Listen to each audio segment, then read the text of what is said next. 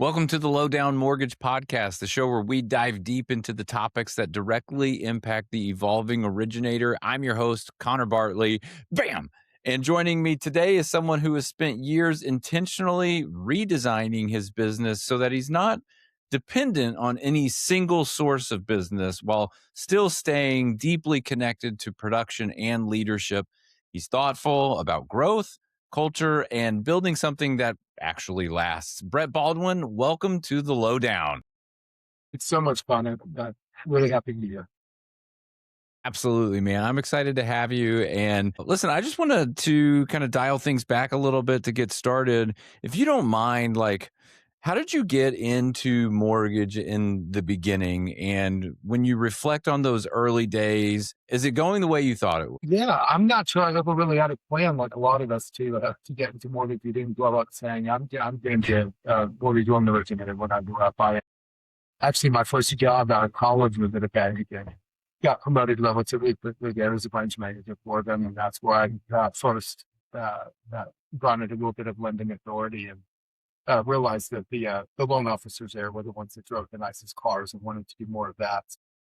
Had an opportunity to learn a little bit there, but ultimately when I left that bank, my next role was just doing lending. Went to a large company, stayed there for 9 years, but during that time was doing the full spectrum of consumer lending, signature loans on up to mortgages, car loans, stuff like that. But eventually rolled over to where I was in the mortgage division as a manager for them and leading teams here in Oklahoma. And that's been the pathway.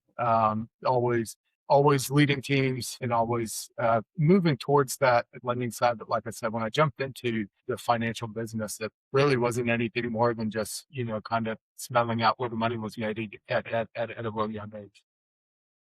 Yeah. Well, and along the way, you stepped into like a non-producing role and saw some of the relationships that you have built. The way you put it, most of the relationships you had built just sort of went away. What did that moment teach you about how fragile the loan officer business actually is? Yeah. So after I left that company that I was with for 9 years, the next step was me taking a non-producing area manager role with a mortgage banker. I had during that time opened up 3 offices quickly, brought in a bunch of loan officers, and saw an opportunity to be able to take the relationships that I had with realtors that I had built over the last several years for myself as a top producer with my previous company to be able to help them be more successful. So I was handing those relationships off, and it didn't take long for me to learn that those realtors all have a number two already. I mean, it wasn't the person on my team that I was handing them out to. Those relationships didn't stick. And ultimately, during that time in the non-producing role, I had put myself inadvertently. I thought that the natural pathway at that point in my life was to just keep moving up the corporate ladder, was that I put myself into a role that was less fulfilling for myself, doing all the things I really did at life. I felt I was more expendable because I was farther away from production.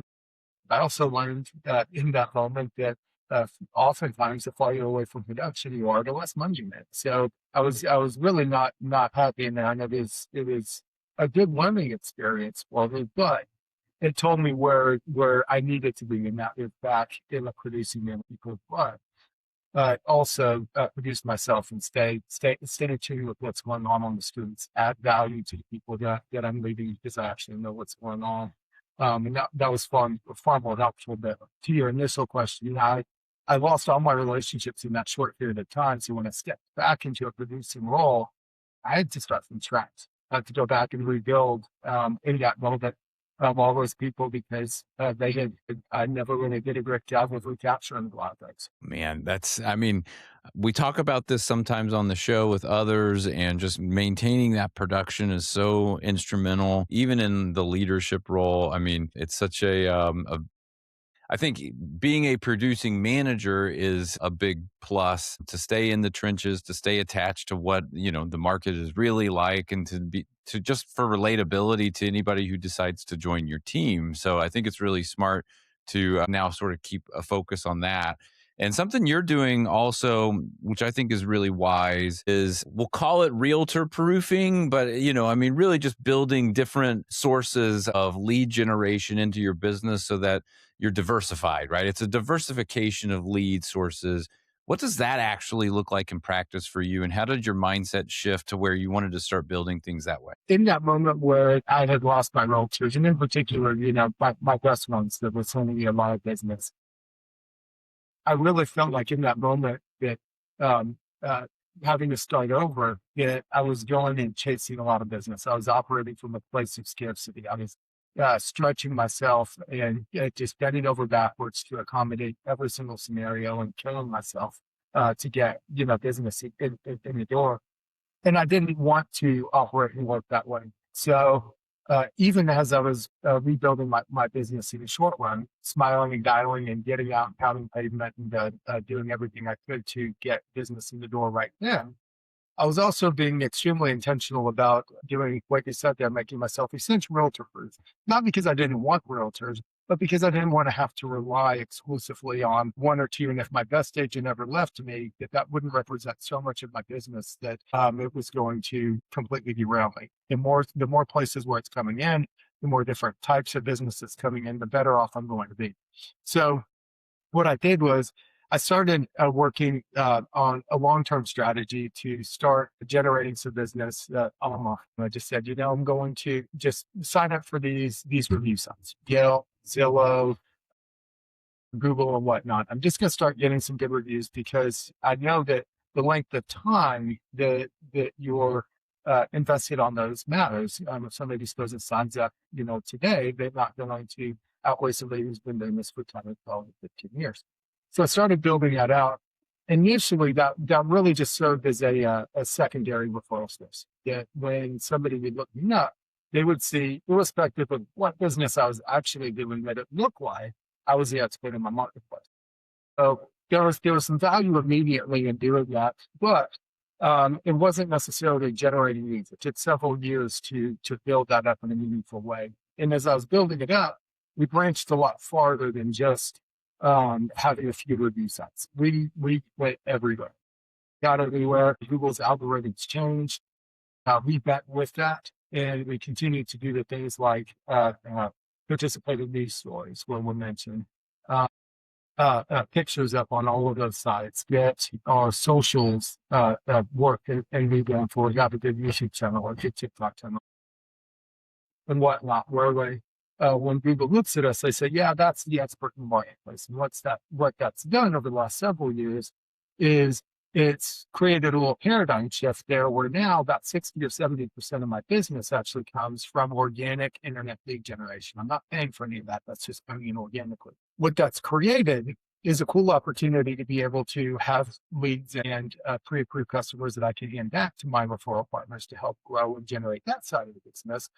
But it's also allowed me to operate from a place where I know that I'm not beholden to any of those relationships. So I'm not going to those people with my hand out. I'm able to go to them as a good partner with them. So it's changed. It's changed the dynamic of the relationships. It's changed everything about my business. In addition to those, we're now also doing home buyer webinars where that's been really cool. Pulling in stuff from builders, we're pulling in stuff from different networking groups. There's lots of different places where we can pull in business.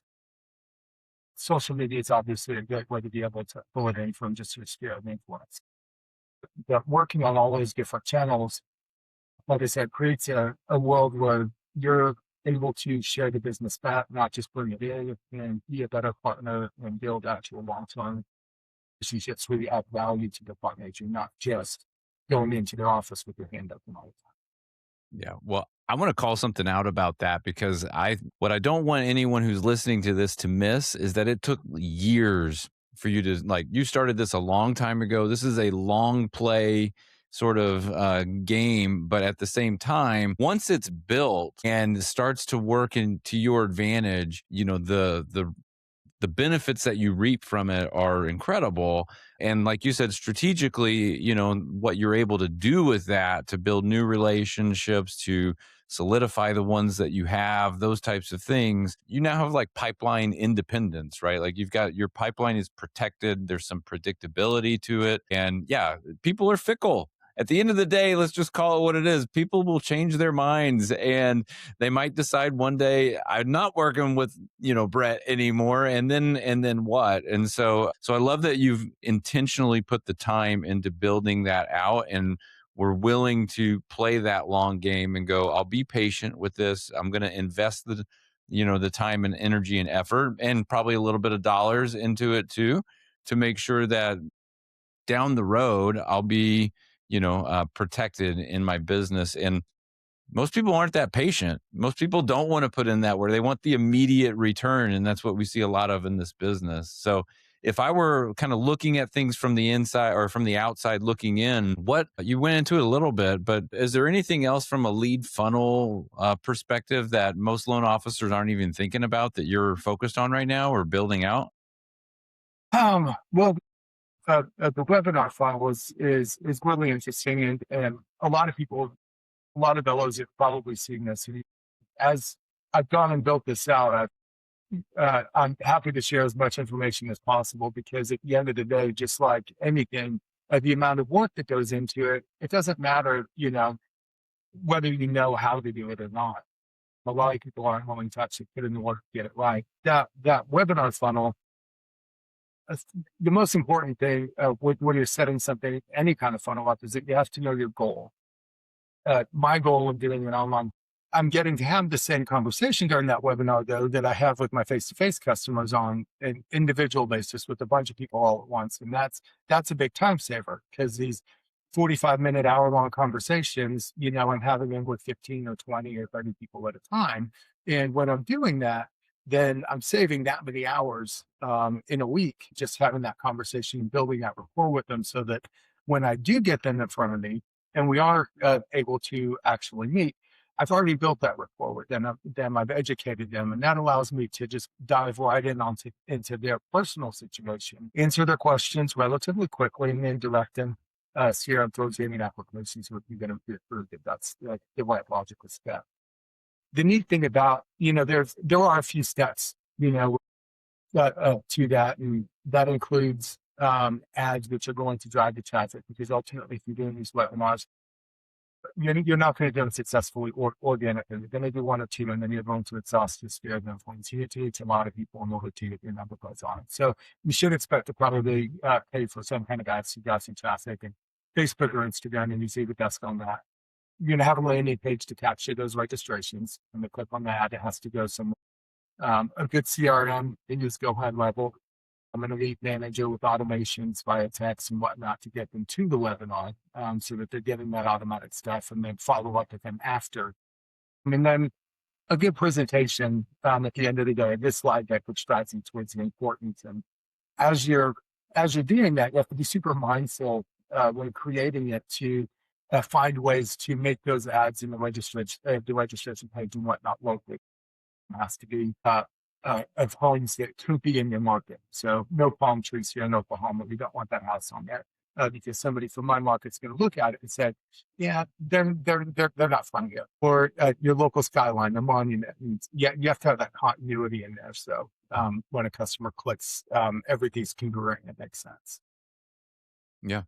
Well, I love the webinar and like what you were just explaining, all the different pieces of it. If Mhm. someone's listening and they're interested, their head might be spinning a little bit, going, gosh, there's so Yeah. much involved into that. But I think that it has to be that way for it to be done well and done correctly. And so if I'm thinking about someone who might have just heard what you said, like I'm curious, like what are you seeing in terms of traffic? What's the conversion of registrations to like shows? How are you treating the no shows? Like, I'm just kind of curious how you're working through Yeah. that if you're okay with sharing. Absolutely, yeah. So, as I was setting this up, it's funny. I had gone through and set mine up, and then I was also partnering with a realtor team here that was also doing it very, very similarly. Mine, when I'd set mine up, I was getting about 50 registrations per with about a $450 ad spend on that. So it was good in terms of the registrations. About 15 people show up, but that leaves about 35 people on the table that didn't actually attend. So those people are getting some follow-up messages and whatnot that are automated. But when you're doing those weekly or bi-weekly or otherwise, if you're doing them every week, that's 200 leads total.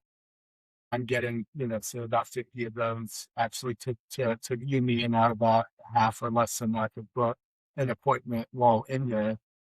There's a lot of opportunity for me to go back and call the people that did attend that did not book and say, hey, like, you attended the webinar. I really appreciate you being on there. You didn't, but I'd like to visit you. Obviously, when I see my house, did you have any questions? Blah, blah, blah. And I basically assume the appointment right there and go ahead and do it. For the ones that didn't attend, that's a really fantastic opportunity for me to be able to hand value back to my team in the way of uh, um, good scripting and a stack of leads to the other LOs on my team and say, hey, call these guys. They obviously want to buy a house here in the coming year. They have registered for the workshop, the home buyer workshop, but they weren't able to attend.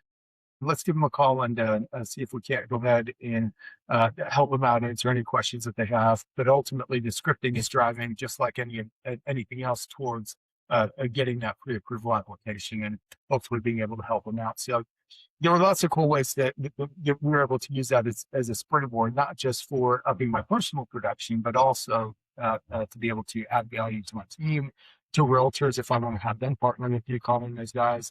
Uh, that you can utilize it to be the rainmaker in your marketplace and add value to all the other relationships around you. Yeah, well, I think it's great because like you've got this group of people coming in. You got names, email addresses, phone numbers. Like that's all gold, right? And if they don't show up, you have no idea why, right? It could be they Mhm. just had to go to a soccer practice that they forgot about, but they wanted to be on the webinar and I got to do this or just life happens.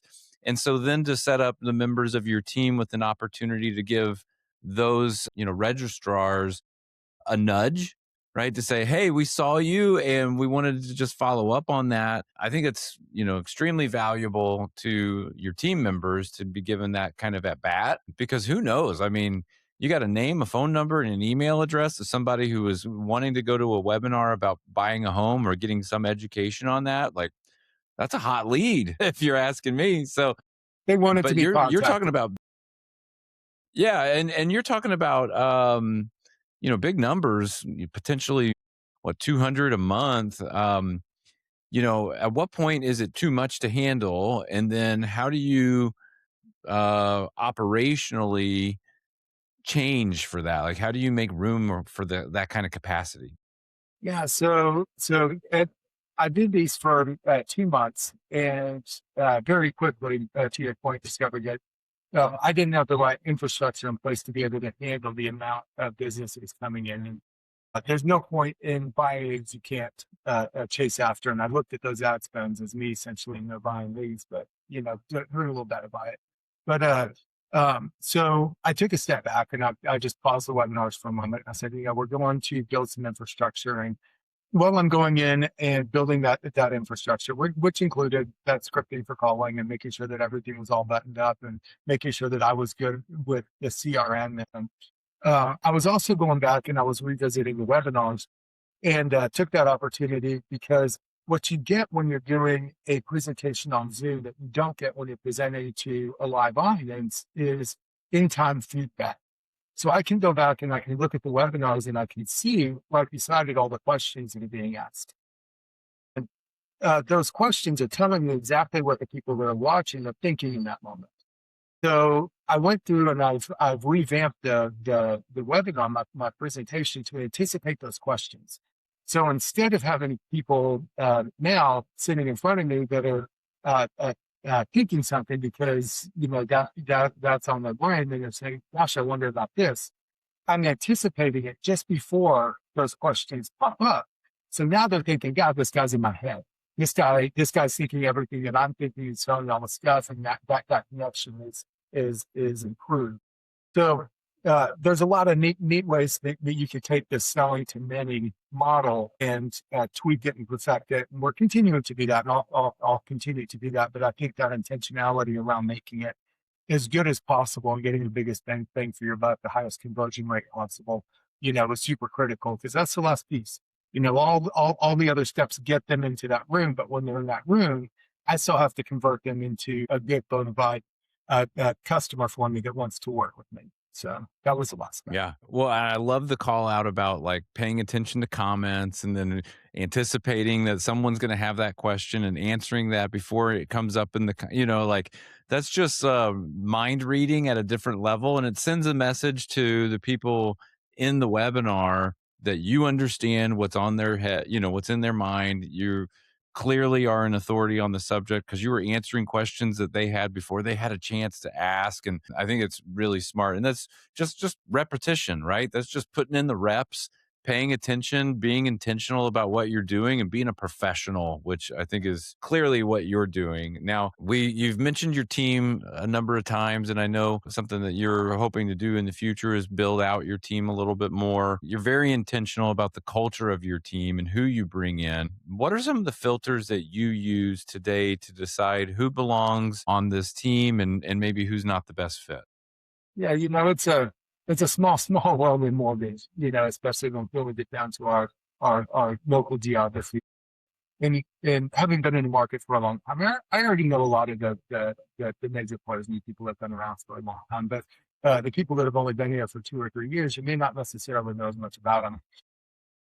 The real kicker for me when it comes down to culture at this point is who has a net positive value on the culture of the team. So what I mean by that is, are they low maintenance as an LO?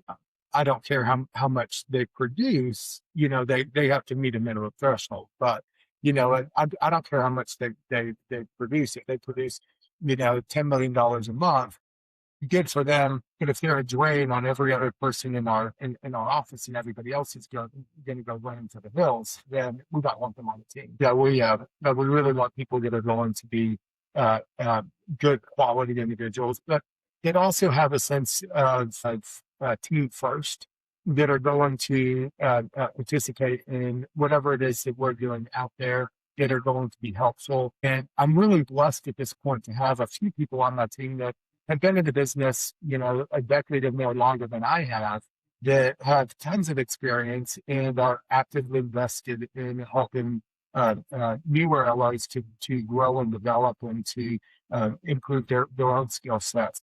It's neat to have those people on your team that are real team players and are able to offer that both on the operations side, but also on the sales side, and help keep it beyond myself, having to help them to grow and coach and develop them into the best versions of themselves.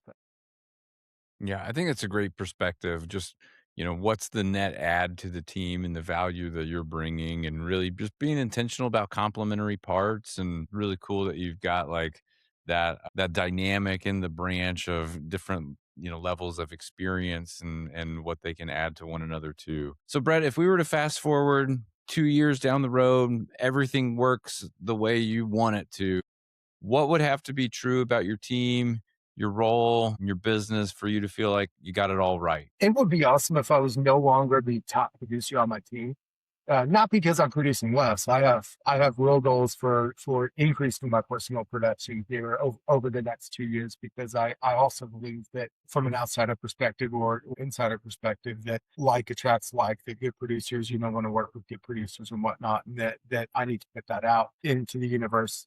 So it's not that I want to produce less. It's that I really want to continue to develop the people that are on my team, attract other good producers on my team, to achieve their goals, become the best versions of themselves. I'm at a place now in my career where I derive more personal satisfaction out of seeing them succeed than we just, continue to produce at the level that I'm accustomed to producing at.